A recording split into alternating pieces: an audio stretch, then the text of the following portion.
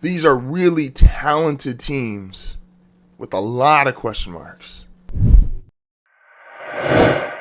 Good morning. Welcome to another episode of Heartfelt Radio. Appreciate you for tuning in today. This is the show that values time, so let's not waste any. So, we had another episode of Hard Knocks last night, and the older you get and the more you realize why certain companies or businesses do things, you learn it's really not just for entertainment value, it's for the most part, it's to generate income or to generate buzz or marketing, advertising, all that good stuff. With Hard Knocks, the NFL wants to try to create storylines, and this year especially, they're trying to create storylines with one of their more popular franchise, if not the most popular franchise, the Dallas Cowboys. You would think if you're the NFL, you're as popular as you are, why would you feel the need to try to generate storylines with a maybe less than interesting team? Because the NFL this year especially doesn't really have a lot of huge storylines. Everyone kind of knows where they are and where they fall in the pecking order. The teams that think they can compete for a title,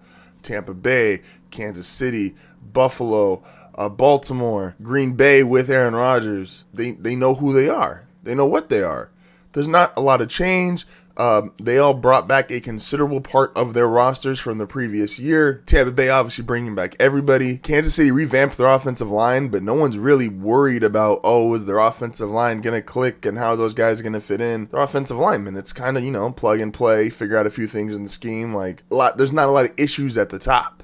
And because we've all just come to the terms that Tom Brady's going to play until he's 73, there's not even this is a last hurrah for a team.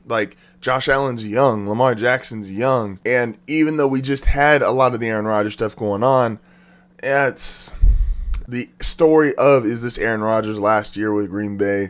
Not really that polarizing, especially because they still have him under contract past this year, and if they're winning, and I feel like if they're winning, they're going to end up getting a contract done during the year anyway. There's not a lot of storylines at the top. The teams that are good fringe playoff teams continuing to get better, once again, these are teams that already know who they are. You could take a team like the Chargers. You could take a team like the Browns. I think the Vikings could be a fringe playoff team, partly due to the division being weak. Once again, these teams know who they are, and there's not much there to pull.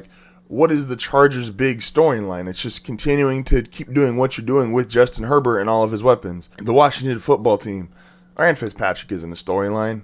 He's just not. They already know their defense is going to be good. Ron Rivera is a great head coach. They're going to keep doing what they're doing. And at the bottom, the teams that stink, they just stink. There's not much there. We know Houston, even if Deshaun Watson comes back, probably stinks. We know the Lions, they stink. There's just not enough for the NFL right now. And it's interesting. This is one of the first years in forever that it feels like they have no true big storyline. Obviously last year, it's Tom Brady's first season in Tampa. How are the Bucks gonna do? The season prior to that, Lamar Jackson and the Ravens. Lamar's running through people. The Ravens are dominating. Unanimous MVP. They're going 200 on the air, 200 on the ground. We've never seen it before. There's always a storyline involved.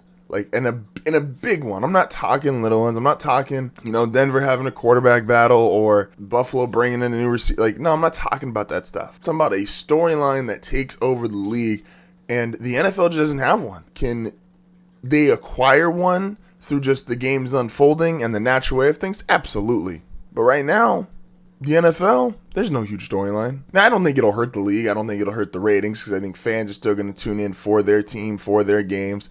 And, ratings and everything won't be affected. But it is interesting that we've got this much going on, this many teams, and for the first time in a while, there's no big talk about it everyday storyline. Transitioning from the NFL to the NBA, sometimes you just do what works. And the NBA is just going to do what works. So the NBA released its Christmas Day schedule. Normally, they try to throw one new guy up on the Christmas Day schedule. So the last 2 years, they've thrown Zion on there and say, hey, look at our new guy. We want to put promotion behind this guy. The Pelicans had a bunch of primetime games last season.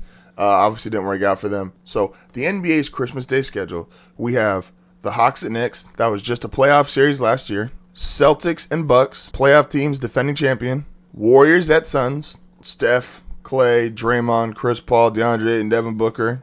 Suns are just in the finals. Mavs, Jazz, Luka, Donovan Mitchell, both playoff teams. And then the Lakers and Nets. The NBA's decided we're going to go with LeBron, Luka, KD, Giannis, Steph, Clay. We're going to go with the guys who we already know are superstars. We don't need to throw a game on there and it turned into a 120 to 90 game, because Christmas Day is one of the biggest days in the year for the NBA. Sitting there, you're with your family, it's Christmas time, you're inside the house. What better way to spend it than you got NBA on all day? The fact they're only going with established guys, that says a lot. Obviously, the game everyone's going to focus on is the Lakers and Nets game. Let's understand something real quick. The Lakers and Nets have really awkward big threes or quote-unquote big fours. So the poster looks great.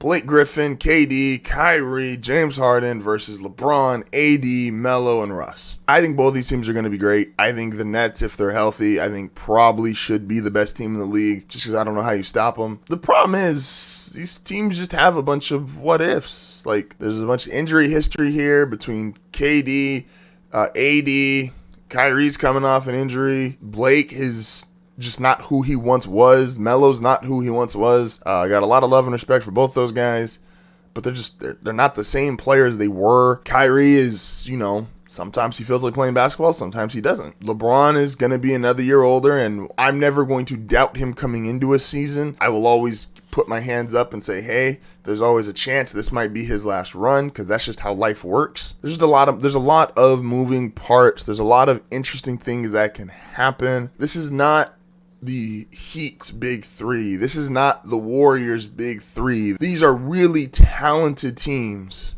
with a lot of question marks. Now, do I expect them both to be in title contention? Of course. You've got too much talent to not at least put yourself in that conversation. But remember, neither of these teams made it past the second round last year. So it's not impossible to have these teams, these rosters, and still not make the finals. So let's slow our roll on the finals are going to be Lakers-Nets. Now, does it make sense for the NBA to throw them on Christmas Day? Absolutely. Because those will be the two most talked about teams the entirety of the season, barring a breakout season from a handful of guys. So the NBA, they're going with what works. The NFL, new territory. They're not sure what's going to work this year because they don't have just that story that's going to carry them. And we'll see if it matters because they already are such a big product. As always, appreciate you guys for listening. Like, subscribe. A subscription for Hard Foul is a subscription against mainstream sports media, and we could all use a little bit of that.